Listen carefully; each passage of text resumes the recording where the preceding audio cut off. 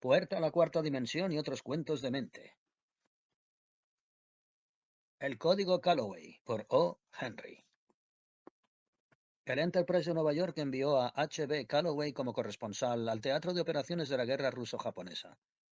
Durante 2 meses, Calloway anduvo vagando por Yokohama y Tokio, jugando los dados por la copa con los otros corresponsales. La verdad es que no se ganaba el salario que le pagaba su diario, pero la culpa no era de Calloway. Los hombrecitos morenos que sostenían en sus dedos los hilos del destino no estaban dispuestos a sazonar el desayuno de los lectores del Enterprise con batallas de los descendientes de los dioses. Pero pronto la columna de corresponsales que había de salir con el primer ejército se ajustó las correas de los binóculos y fue hasta orillas del Yalu con Kuroki. Calloway estaba entre ellos. No nos proponemos referir la batalla del río Yalu, la cual ya fue relatada en detalle por los corresponsales que contemplaron los anillos de humo formados por las granadas desde 3 millas de distancia. Pero, sea dicho en honor de la verdad, lo cierto es que el comandante japonés les prohibió que se acercaran más.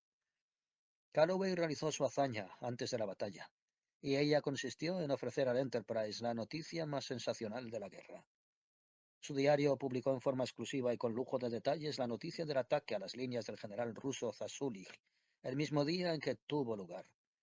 Ningún otro diario publicó una palabra al respecto antes de 2 días después, con la sola excepción de un diario londinense cuya crónica era absolutamente falsa. Calloway logró cumplir la proeza a pesar de que el general Kuroki desplazaba a sus soldados y concebía sus planes dentro del más profundo secreto, y del hecho de que sobre los corresponsales recaía la prohibición de despachar noticias sobre tales planes, hasta el punto de que todo mensaje pasaba por una censura rígidamente severa. El corresponsal del diario londinense envió un despacho en que se puntualizaban los planes de Kuroki, y como era falso de punta a cabo, el censor hizo una mueca y lo dejó pasar. Pues bien, allí estaban enfrentados Kuroki de un lado del Yalu con 42.000 soldados de infantería, 5.000 de caballería y 124 cañones. En la otra orilla acampaba Zasulik y lo esperaba con nada más que 23.000 soldados que, por añadidura, debían defender una larga extensión del río. Calloway llegó a obtener cierta importante información confidencial que, lo sabía, haría reunir a todo el personal del Enterprise en torno del cable que la anunciara. Si solo pudiera disfrazar el mensaje para que el censor no advirtiera su contenido. Había llegado un nuevo censor, quien se había hecho cargo del puesto aquel mismo día. Calloway hizo lo que suele hacerse en semejantes circunstancias. Encendió la pipa y se sentó a pensar en la cureña de un cañón. Dejémoslo allí, pues el resto de la historia pertenece a Vesey, un cronista del Enterprise que ganaba $16 por semana. A las 4 de la tarde, el secretario del Enterprise recibió el cable. Lo leyó 3 veces, luego sacó un espejo de bolsillo de un cajón del escritorio y se puso a mirar atentamente sus reflejos. Luego fue hasta el escritorio de Boyd, su ayudante. Habitualmente llamaba a Boyd cuando lo necesitaba, y puso ante éste el telegrama. Es de Calloway, dijo. Vea que puede sacar el limpio. El mensaje estaba fechado en Wee Yu y contenía las siguientes palabras. Asunto preconcertado, temeraria culpa ni cargo, sin previo al filo de la fidedigno, rumor aguerrido, favorito, oficialista, infortunado, sorpresivo, actuales rienaen acérrimo, niebla, visibilidad, bruta, influyente, no hay palabras para azarosos, viajeros, supina, incontrovertible. Boyd lo leyó 2 veces. Es un mensaje cifrado, o Calloway se pescó una insolación, dijo. ¿Ha habido alguna vez un código secreto en esta oficina? Preguntó el secretario general, que solamente hacía 2 años que desempeñaba tal cargo. Los secretarios generales suelen cambiarse con frecuencia. El único que ha habido es el de la jerga de la página de modas, dijo Boyd. ¿No será un acróstico? Ya pensé en eso, dijo el secretario general, pero no pude formar ninguna palabra. Por fuerza ha de estar escrito en código. Trataremos de formar grupos, sugirió Boyd. Veamos. Temeraria, culpa ni cargo. Vaya con la dama. Temeraria e inocente. Fidedigno rumor aguerrido. Vaya con el rumor. Qué sólido es. Viajero supina incontrovertible. No, no sale nada. Llamaré a Scott. El secretario de redacción llegó al punto y probó suerte. Un secretario de redacción debe saber algo sobre todas las cosas, y por eso Scott poseía conocimientos rudimentarios de la escritura cifrada. ¿Acaso sea lo que se conoce con el nombre de código de sustitución? Dijo. Haré la prueba. Scott trabajó rápidamente con el lápiz por espacio de 2 minutos. Partiendo de la cantidad de letras repetidas, formó un código, reemplazando las que figuraban más veces por aquellas letras que en el idioma normal aparecen con mayor frecuencia. Luego mostró la primera palabra con arreglo a su lectura. Seitez. Estupendo, exclamó Boyd. Es una charada. La primera palabra es el nombre de un general ruso. Adelante, Scott. No, no da resultado, dijo el secretario de redacción. Indudablemente se trata de un código. Es imposible leerlo sin la clave. ¿Empleó alguna vez la redacción un código? Eso es lo que yo preguntaba, dijo el secretario general. Que vengan todos los que puedan saber algo al respecto. Hemos de descifrar de cualquier modo el mensaje. Evidentemente Calloway nos envía una noticia muy importante, y para burlar al censor ha debido valerse de este galimatías. Desde todas las dependencias del Enterprise fue llegando gente a la redacción que, por razón de sabiduría, información, inteligencia natural o largos años de servicio, pudiera saber algo de un código pasado o presente. Formaron un apiñado grupo en cuyo centro se hallaba el secretario general. Nadie había oído hablar de un código. Cada cual comenzó a explicar al jefe que los diarios jamás se valen de códigos o, por lo menos, jamás envían mensajes cifrados. Desde luego, la Associated Press emplea una suerte de códigos, pero esta es más bien una abreviación, antes que... El secretario general sabía todo aquello y así lo dijo. Preguntó a cada uno de los reunidos cuánto hacía que trabajaba en el diario. Ninguno de ellos había recibido el sobre semanal del Enterprise desde hacía más de 6 años. Y hacía 12 años que Calloway estaba en el diario. Probiemos con el viejo Heffelbauer, dijo el secretario general. Y he trabajado aquí cuando Park Row era un baldío. Heffelbauer era una institución. Era medio portero, medio ordenanza y medio sereno. Lo enviaron a buscar y apareció irradiando inequívocamente su nacionalidad. Heffelbauer, dijo el secretario general, ¿oyó hablar alguna vez de un código perteneciente a la redacción hace mucho tiempo? ¿Un código privado? Usted sabe lo que es un código, ¿no es cierto? Sí, dijo Heffelbauer. Claro que sé lo que es un código, añadió con fuerte acento alemán. Sí, hace unos 12 o 15 años la oficina tenía un código. Los redactores lo tenían aquí, en la redacción. Ah, dijo el secretario general, ya estamos sobre la pista. ¿Dónde lo guardaban, Heffelbauer? A veces, dijo el alemán, lo ponían allí en el cuartito que queda detrás de la biblioteca. ¿Podría usted encontrarlo? Preguntó ansiosamente el secretario general. ¿Sabe usted dónde está? Mein Gott, exclamó Heffelbauer. ¿Cuánto cree usted que puede vivir una cabra? Los redactores la tenían como mascota. Pero un día le dio un topetazo al director y... Oh, habla de una cabra, dijo Boyd. Váyase, Heffelbauer. Otra vez desconcertados, los redactores del Enterprise concentraron sus talentos en el enigma que les proponía Calloway, considerando en vano sus misteriosas palabras. Entonces llegó Bessie.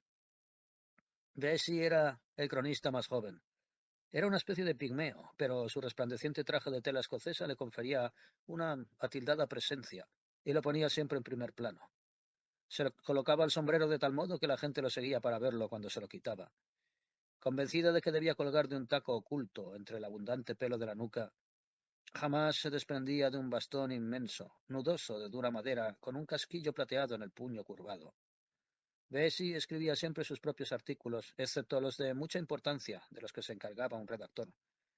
Añádase a este hecho el que entre todos los habitantes, templos y bosques sagrados de la tierra, nada existía que pudiera confundir a Bessie, y se tendrá un pálido esbozo de su personalidad. Bessie se abrió paso en el círculo de lectores del criptograma de modo muy semejante al que hubiera empleado el código de Heffelbauer, y preguntó de qué se trataba. Alguien se lo explicó con el deje de condescendencia semifamiliar que todos empleaban con él. Bessie llegó al centro del círculo y tomó el cable de las manos del secretario general. Bajo la protección de alguna providencia especial, continuamente hacía cosas aterradoras como esa, y siempre salía ileso. Es mensaje cifrado, dijo Bessie. ¿Alguien tiene la clave? La oficina no tiene código, dijo Boyd alargando la mano para coger el mensaje. Pero Bessie lo retuvo. Esto quiere decir que el viejo Calloway espera que lo descifremos, dijo. Ha pescado algo bueno y se las ha ingeniado para burlar al censor. Caramba, ¿por qué no me habrán mandado con él? Pero no podemos fallarle. Asunto preconcertado. Culpa ni cargo sin previo. Bessie se sentó en el ángulo de una mesa y comenzó a silbar suavemente, mirando con el ceño fruncido al cable. Démelo, por favor, dijo el secretario general. Tenemos que descifrarlo. Creo que ya descifré una línea, dijo Bessie. Deme 10 minutos. Avanzó hacia su escritorio, arrojó el sombrero en el cesto de los papeles, se echó boca abajo en el escritorio como un vistoso lagarto y comenzó a escribir. La flor innata de la sabiduría del Enterprise permaneció en un grupo apartado. Reían entre sí y echaban significativas miradas hacia Bessie. Luego comenzaron a cambiar ideas sobre el mensaje. Bessie trabajó 15 minutos y luego llevó al secretario general una hoja de papel donde estaba escrita la clave del código. Apenas lo vi y olí de qué se trataba, dijo Bessie. Viva el viejo Calloway. Burló a los japoneses y asestó un golpe a todos los diarios que se pierden en comentarios y no dan noticias. Mire esto. Bessie había dado a cada una de las palabras del mensaje una equivalencia. Asunto concluido. Preconcertado, arreglo. Temeraria, acción. Culpa ni cargo, sin. Sin previo, aviso. A Filodela, medianoche. Fidedigno, informe. Rumor, dice. Aguerrido, ejército. Favorito, caballo. Oficialista, mayoría. Infortunado, peatón. Sorpresivo, ataque. Actuales, condiciones. Lineaen, blanco. Acérrimo, enemigo. Niebla visibilidad, escasa. Bruta, fuerza. Influyente, falso. No hay para palabras, describir. Azarosos, tiempos. Viajero, corresponsal. Supina, ignorancia. Incontrovertible, hecho. Es simplemente lenguaje periodístico, explicó Bessie. Hace bastante que trabajo en el Enterprise para conocerlo de memoria. El viejo Calloway nos da una o dos palabras de las expresiones generalmente usadas en el periodismo, y todo lo que tuve que hacer es completarlas con las palabras que faltaban. Léanse ahora las dos columnas y se verá cómo las palabras que están en la misma línea encajan perfectamente y forman modos de decir periodísticos. Ahora bien, este es el mensaje que quiso transmitirnos. Bessie presentó otra hoja de papel. Concluido arreglo para actuar sin aviso a medianoche. El informe dice que un ejército de caballería y una fuerza abrumadoramente superior de infantería atacará condiciones blancas. El enemigo dispone de escasas fuerzas. Es falsa la descripción del Times. Su corresponsal ignora los hechos. ¡Diablos! Exclamó Boyd excitado. Kuroki cruza esta noche el Yalu y ataca. Hundiremos a todos los rivales. Mr. Bessie, dijo el secretario general con su modo condescendiente, ha hecho usted una reflexión profunda sobre los usos literarios del diario que lo emplea. Asimismo, su concurso ha sido decisivo para que podamos ofrecer a nuestros lectores la noticia más sensacional del año. Dentro de 2 o 3 días le haré saber si decidimos despedirlo o retenerlo en la redacción con mayor salario. Que alguien busque a Ames. Ames era la estrella más brillante en el firmamento de redacciones del Enterprise. Veía tentativas de asesinatos en los cólicos provocados por manzanas verdes, ciclones en el céfiro estival, niños perdidos en cada pilluelo que vagaba por las calles, un levantamiento de las masas pisoteadas cada vez que alguien lanzaba una patata podrida contra un automóvil. Cuando no redactaba para el diario, Ames, sentado en la galería del frente de su chalet de Brooklyn, jugaba a las damas con su hijo de 10 años. Ames y el redactor bélico se encerraron en un cuarto. Contra la pared había un mapa lleno de alfileres que representaban los ejércitos y las divisiones. Durante días sus dedos habían sentido el irresistible impulso de mover aquellos alfileres a lo largo de la línea curva del Yalu, y eso hicieron ahora. Con palabras de fuego, Ames trasladó el mensaje de Calloway a la primera página del diario, primera página que resultó una obra maestra comentada por todo el mundo. Refirió lo tratado en los consejos secretos de los oficiales japoneses. Transcribió íntegros los encendidos discursos de Kuroki. Dio los números exactos de los soldados de caballería y de infantería, sin olvidar ni un solo infante ni un solo caballo. Describió la rápida y silenciosa construcción del puente en Suikauchen, a través del cual las legiones del Mikado se lanzaron sobre el sorprendido general Zasulik, cuyas tropas estaban dispersas a lo largo del río. Y la batalla. Bien podrá imaginar el lector qué puede hacer Ames con una batalla apenas le den un hilillo de humo en que fundarla. Y en el mismo relato, con un conocimiento de los hechos aparentemente sobrenatural, censuró alegremente al más serio diario de Inglaterra por la información falsa y equívoca sobre los movimientos del primer ejército japonés, aparecida en la edición de la misma fecha. Solo se deslizó un error. y de él fue culpable el operador telegráfico del Wii-Ju. Calloway lo señaló cuando volvió a Nueva York. Las palabras línea en del mensaje debieron ser línea D, con su palabra complementaria batalla. Pero Ames recibió en el mensaje las palabras condiciones blancas, y desde luego entendió que se trataba de una tormenta de nieve.